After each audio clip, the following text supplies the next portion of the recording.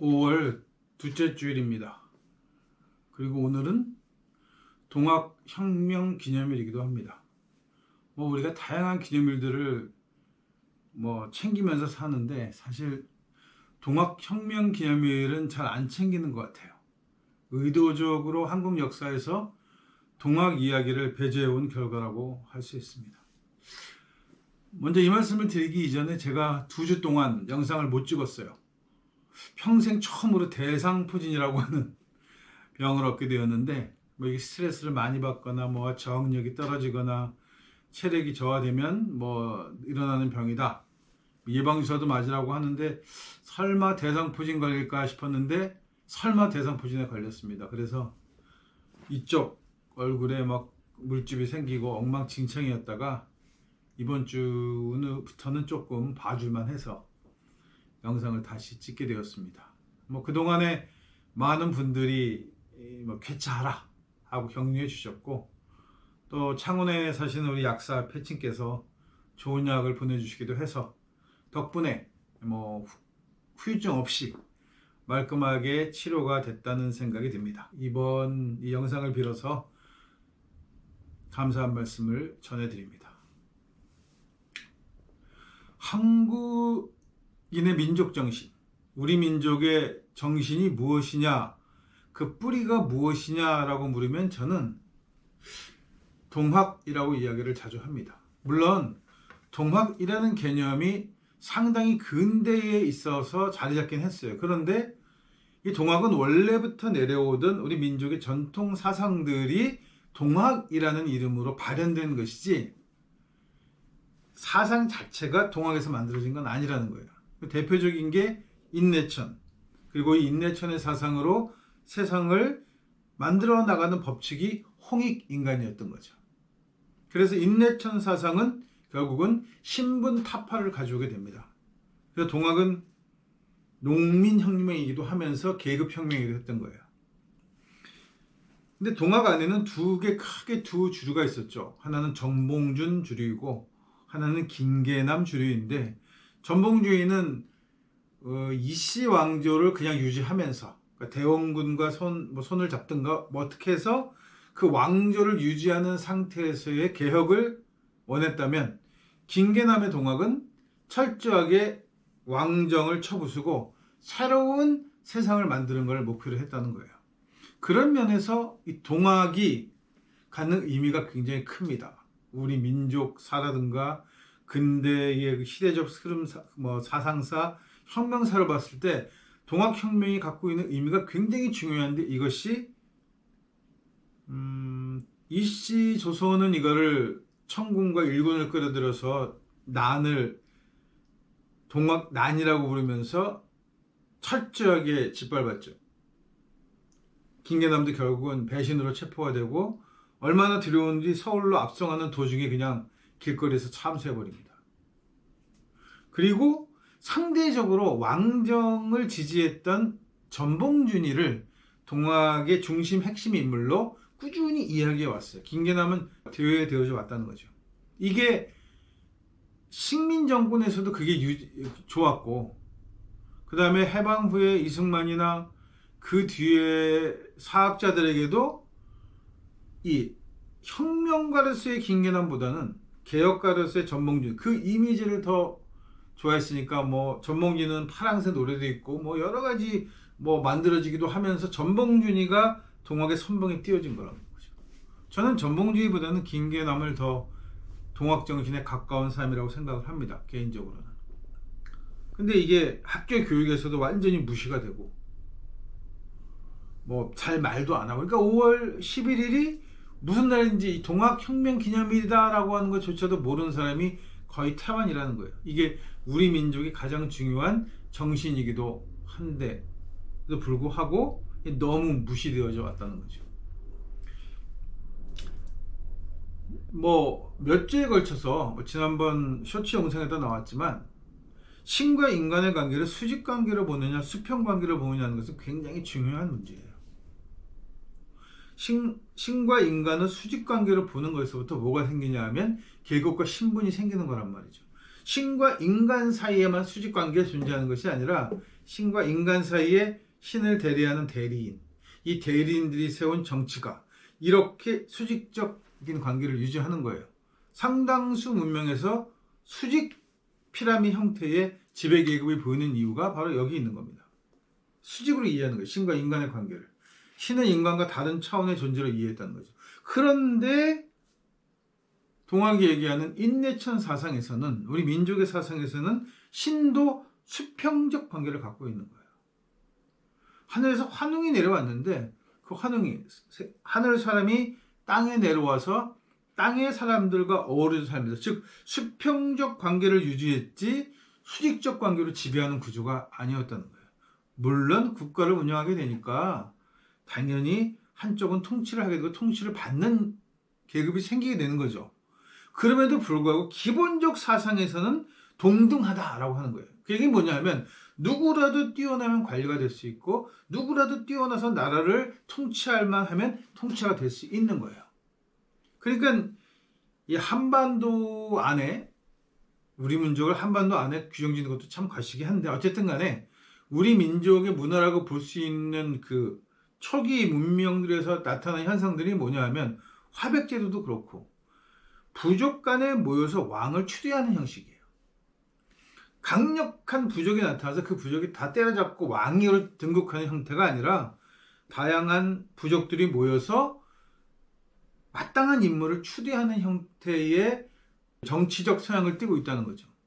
그러니까 종교도 마찬가지로 무당, 샤먼이라고 하는 존재가 역사적으로 존재하고 전통적으로 있긴 하지만 이 샤먼이 신과 인간을 대리하는 것이 아니고 신과 인간을 중개하는 거예요. 이 차이가 있단 말이죠.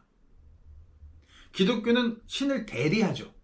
그래서 권한을 갖고 있어요. 신이 주는 권한을 갖고 있단 말이에요. 신격화되어 있는 거예요. 그래서 교인보다는 성직자가, 목사나 사제가 더 우월하다고 생각하는 거란 말이에요. 왜? 신과 더 가깝게 있으니까. 이 말은 자기네만 들을 수 있고 다른 사람들은 그 말을 전달받는 입장, 이렇게 이해하는 건데, 우리 전통 종교에서의 샤먼은 신과 인간 사이의 소통을 연결하는 교량 역할을 하는 것 뿐이지 이게 절대적인 존재가 아니란 말이죠. 그래서 제가 종교학을 공부하면서 제 주변에 스님들도 있었고 무당들도 있었는데, 그 무당들을 볼 때마다, 지금도 방송에서도 나오고 유튜브에도 많이 나오고, 무당들 볼 때마다 이게 뭐하는 웃기는 종자적인 감성이 번뜩 든단 말이에요. 지들이 뭔데 사람들한테 호통을 칩니까? 할머니가 어쩌고 할아버지가 어쩌고 신령님이 어쩌고, 이렇게 수직관계로 이해하는 거예요. 왜? 타 종교가, 외래 종교들은 대부분 다 수직적 관계로 인간과 신의 관계를 이해하고 있으니까. 그러니까 이게 오염이 되면서 한국 종교의 전통 종교라고 할 수 있는 무교의 대표라고 할 수 있는 무당들조차도 신의 관계를 수직적으로 이해하고 있다는 거예요. 우리 신령님이 얼마나 크고 대단, 이런 하여간 뿌리를 생각하면 정말 말도 안 되는 개소리를 하는 거란 말이죠.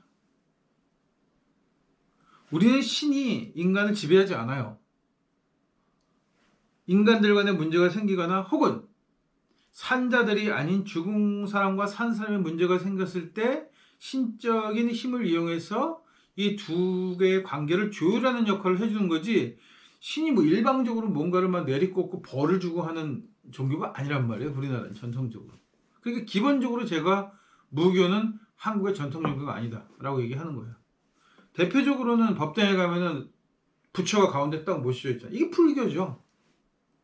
왜 우리나라 민족이 믿는 종교 안에 부처가 가운데 자리를 차지하고 있냔 말이죠. 말도 안 되는 거예요, 이게. 근데 당연히 법당에 가면 불상이 떡 있습니다. 오래됐다는 거예요, 오래되면 전통입니까? 내게 아닌 거는 처음부터 아니었던 건 아닌 거지, 그게 오래 묵으면 전통이 되냐고요.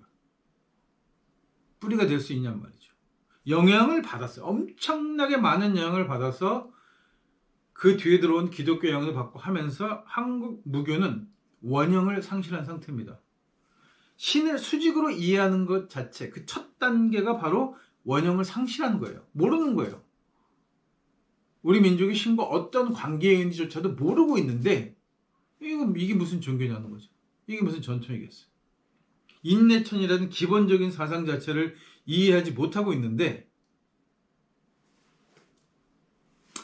그러니까 제가 교회 지난주 거죠. 교회 이야기를 하면서 가르칠 교가 아니라 모일 교다. 사교하는 교제하는 그 교다라고 얘기했더니 대부분 신학자들이나 목사들이 그렇게 얘기합니다.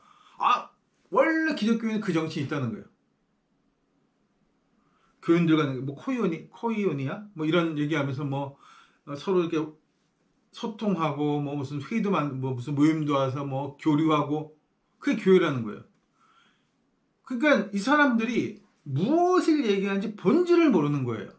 제가 얘기하는 교류한다는 교는 인간관계의 관계가 아니라 인간과 신의 관계에서의 교류를 얘기하는 거란 말이에요. 신과 인간이 인간과 동등하게 수평적 관계를 유지해야 한다. 그렇게 해야 그걸 그렇게 모여야 그것이 교회다라고 이야기하고 있는데 이 사람들은 교인들끼리 모이는 거는 교회로 그건 모임이죠. 모임.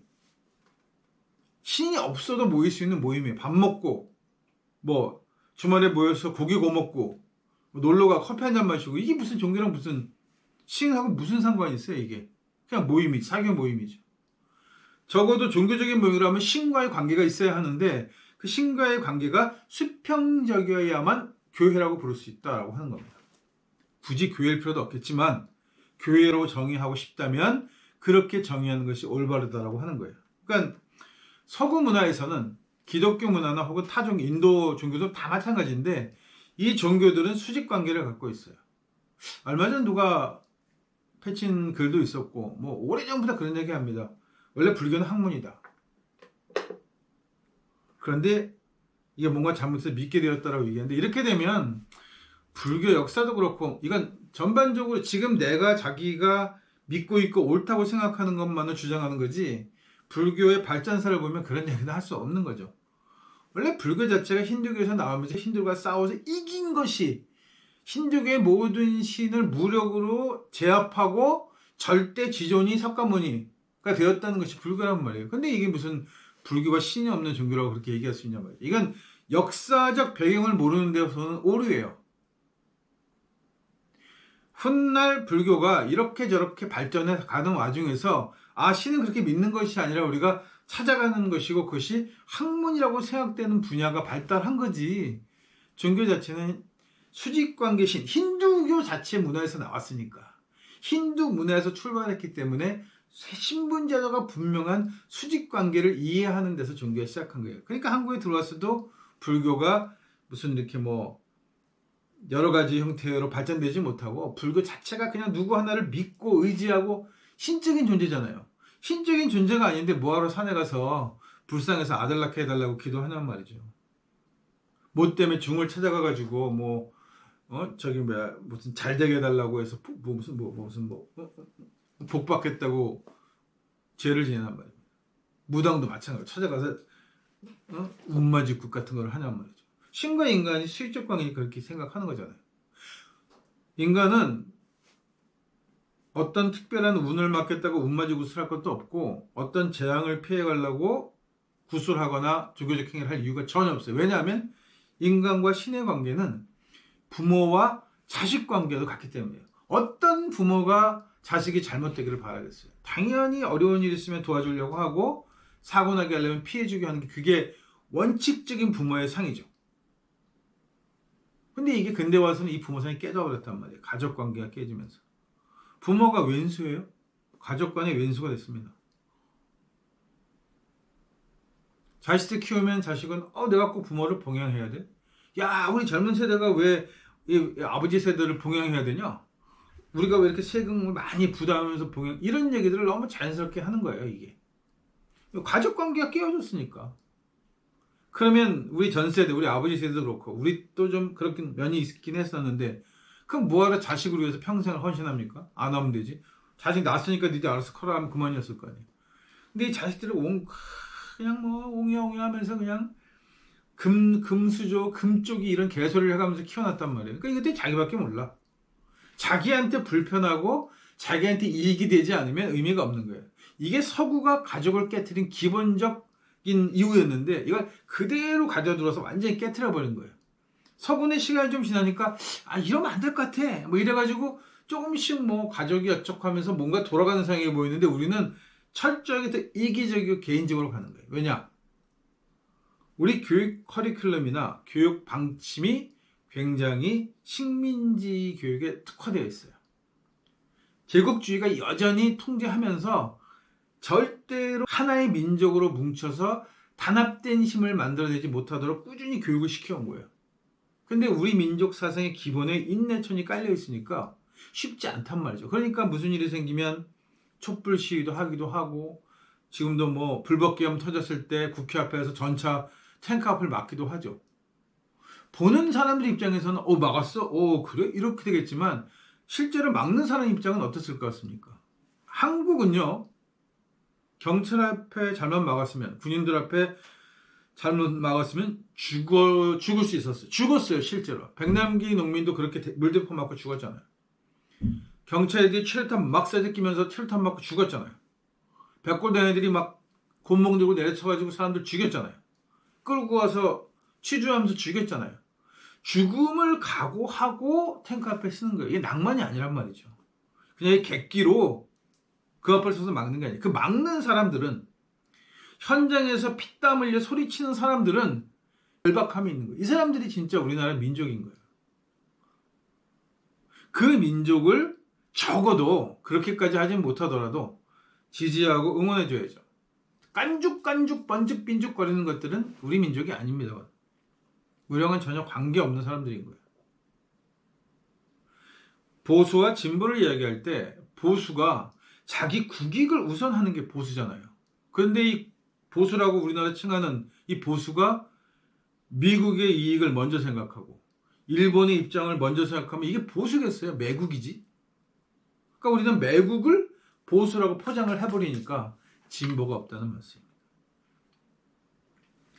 기독교 교리에 잘못된 걸 이야기하면 그것이 잘못이라고 얘기를 해야지 발전이 있는 건데, 절대로 이거는 변할 수 없어, 건드릴 수 없어 라고 하니까 개혁이 이루어지지 않는 거예요. 아무것도 안 되는 거예요. 개혁해봐야 또 똑같은 일이 반복될 수밖에 없다는 말씀입니다. 잡초를 제거하지 않고 풀씨를 제거하지 않고 그냥 밭을 갈면 가을이 돼서 추수 때가 되면 잡초가 어마어마하게 올라오게 됩니다. 그러니까 미리 씨를 뿌리기 전에, 미리 뭔가를 하기 전에 악의 소지가 있는 것들은 걷어내야 하는 거예요. 그 작업을 먼저 하지 않으면 소용없는 거예요. 우리가 그동안에 김대중, 노무현, 문재인 이렇게 우리가 원하는 정부를 세워왔지만 바뀌지 않는 이유는 악의 뿌리를 그냥 두고 그냥 뭐 매국을 주장하는 국회의원들 손잡고 같은 의원이고 동료 의원이고 이런 개소리를 쭉 해오니까 절대 발전이 없는 겁니다. 이번 대선도 저는 큰 기대를 하진 않아요. 누가 뽑히든 간에. 그래도 이번만큼은 정말 정치다운 정치를 할 수 있는 풍토를 만들어내고 악을 뽑아내고 두 번 다시는 이 땅에 악이 되살아나지 못하도록 하는 첫 번째 단추가 되는 기회가 되기를 간절히 소망해 봅니다.